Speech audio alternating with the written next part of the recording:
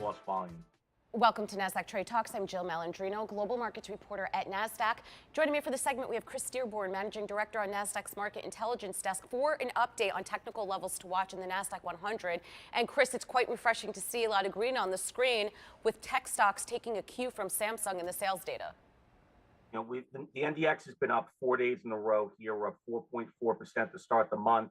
What's very interesting is that since we made the 52-week low back in June, the index is up nearly 9.5%. So that's kind of a significant move in the index, even though we're still at the lows that we haven't seen since the pandemic. And Chris, if we take a look at your chart here, give us some fresh levels to watch in the Nasdaq 100. Absolutely. So the index is coming up against very tough resistance here. We're bouncing up against the 50-day moving average of 12,196.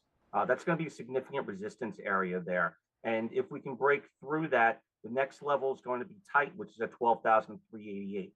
Now, if you look at the bottom of the chart, the RSI is at about 53. We talk about the relative strength index on that. That's kind of the middle of the road, which means the index does have more room to run here, moving higher. Also note on the bottom of the index, we've made a double bottom here, bouncing off that low of 11,037.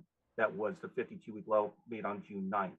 That double bottom could be a nice springboard here if we can fill the gap that we saw at the beginning of June by the three red candles on the left-hand side. So if we fill that gap and we close above 12,265, which means we close above the 52-week average, we're looking at a possible move here of close to 13,000.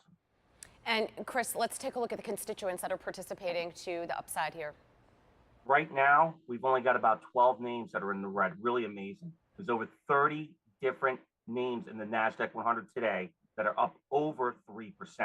Top performers today are Lucid, Moderna, and a number of other tech companies, as we mentioned before. But it's nice to see the EV names bouncing here as well. But on the point side of things, you know, it's always the same nut names that are at the top because of the market cap. Apple, Tesla, Alphabet, NVIDIA, all adding double digits to the index move today.